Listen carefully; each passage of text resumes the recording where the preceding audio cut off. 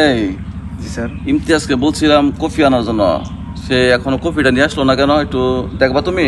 Sir phone দিছি, আসতেছে sir. Phone দিছো না? আচ্ছা আচ্ছা ঠিক আছে। না ইমতিয়াজ না আগে থেকে অনেকটা খারাপ হয়ে গেছে, কথা কথা শুনে না। এই যে চেয়ারম্যান সাহেব আপনার কফি। তোমার এত দেরি হলো কেন কফিটা আনতে? দাও দাও হাতে দাও। জি। গরম এত গরম কেন? একটু ঠান্ডা করে নিয়ে আসবে না? জানো না আমার বানিয়ে নিয়ে আসলাম মাত্র। মাত্র। জি। আর তুমি কাজে তোমার খুব ইয়া কম, নজর কম আমি দেখতেছি। কাজ কাম ঠিক মতো করতে পারো না কি? তুমি যদি করতে না পারো তাহলে তাকে বুঝাই দাও, সে সুন্দর পারে, সে না, আমাকে পারবো। সুন্দর খেয়াল হ্যাঁ, যত্ন রাখে, ঠিক পারবো, আছে? পারবো।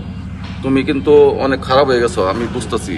তোমার মতি গতি ভালো না। তুমি কি চুরি করার কোনো মতলব আছে নাকি তোমার? কসিদি আল্লাহ চেয়ারম্যান সাহেব আপনি এটা কি করেন? আপনি এত না। বিশ্বাস করি আমি, আপনি হ্যাঁ। আমার এই কথাটা কইয়া পারলেন? তাইলে তুমি আমার কফিটা আনতে দেরি হইলো কে? হ্যাঁ না। আর তুমি না, তুমি তার বলে 3 মাস ধরে, তো অতি করে আপনার ইয়ে থেকে। তার বলে 3 মাস ধরে বেতন দাও না তুমি? বেতন তো দেয়, তোর বেতন দেয় না? না স্যার আমার বেতন দেওয়া হয়নি। এখনো দেয় নাই। এই যে আমি কিন্তু তোমার নিয়ে কিন্তু বিচার বসবো, ঠিক আছে?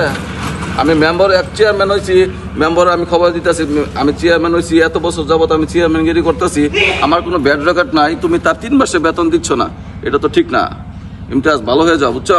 তুমি তারে আজকের ভিতরে। স্যার আপনি বলে বলছেন তারে, আপনি বলে তাকে টাকা দেন নাই, এই জন্য আমার দেয় না। না না না, প্রশ্নই আসে না। তাকে আমি সবসময় অগ্রিম টাকা দিয়ে রাখি, বান্ডেল দিয়ে রাখি, যাতে কোনো সমস্যা না হয় আমার কাছে, যাতে তাকে না আসতে হয়, ঠিক আছে? আমার এত অপমান, আমি আপনার চাকরি করুম না। না না না ইমতিয়াজ, তুমি এটা কি বলতেছো? ইমতিয়াজ শোনা শোনা, ইমতিয়াজ শোনা, আমার টাকাগুলো বুঝাই দিয়ে যাইবা, নাহলে কিন্তু তোমার আমি পুলিশের ভাত খাওয়াবো, বুঝছো? হ্যাঁ ঠিক আছে।